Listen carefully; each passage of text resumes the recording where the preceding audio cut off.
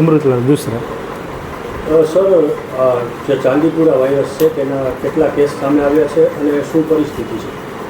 ચાંદીપુરા કેસના શંકાસ્પદ 5 કેસ અત્યારે આવેલા છે. પાંચેય દર્દીઓની શું પરિસ્થિતિ છે? 5 દર્દીઓ એક્સપાયર થઈ ગયેલા છે. સર, સિવિલ હોસ્પિટલમાં આ ચાંદીપુરા વાયરસને લઈને કયા પ્રકારની સુવિધાઓ છે તે ઊભી કરવામાં આવી છે, શું કહેશો અને તંત્ર કેટલું સજ્જ છે? ચાંદીપુરા કેસ માટે તંત્ર પૂરેપૂરું સજ્જ છે. અમારે અત્યારે MCH બિલ્ડિંગમાં અમનો પીડિયાટ્રિક વિભાગ છે, જેની અંદર આપણે 100 બેડ છે, જેની અંદરથી 7 બેડ આઇસોલેટ કરીને સ્પેશિયલ આમના માટે જ રાખેલા છે. અને એ 7 બેડની અંદર કમ્પ્લીટ ICUની સુવિધા છે, સાથે ડૉક્ટર અને નર્સિંગ સ્ટાફ પણ છે આપણી પાસે. ખાસ કરીને સર, જે આ ચાંદીપુરા વાયરસ છે તેનાથી સાવધાન રહેવા બચવા લોકોએ શું કરવું જોઈએ, શું સલાહ છે?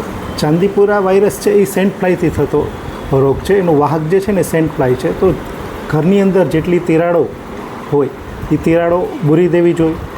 અને જો કોઈને પણ શરદી, તાવ, ઉધરસ, બરાબર ઝાડા અથવા આંચકી જેવા કોઈ પણ લક્ષણ આવે તો તુરંત જ નજીકના ડૉક્ટરને બતાવીને એની આગળની સારવાર કરવી જોઈએ. રાજકોટ સિવિલમાં શું વ્યવસ્થા કરવામાં આવી છે? રાજકોટ સિવિલની અંદર આપણે MCH બિલ્ડિંગની અંદર 100 બેડની આખી એક આઇસોલેશન રાખેલું છે, જેની અંદર 7 બેડ સ્પેશિયલ ચાંદીપુરા વાયરસના કેસ માટે જ રાખેલા છે, જે ICU બેડ છે.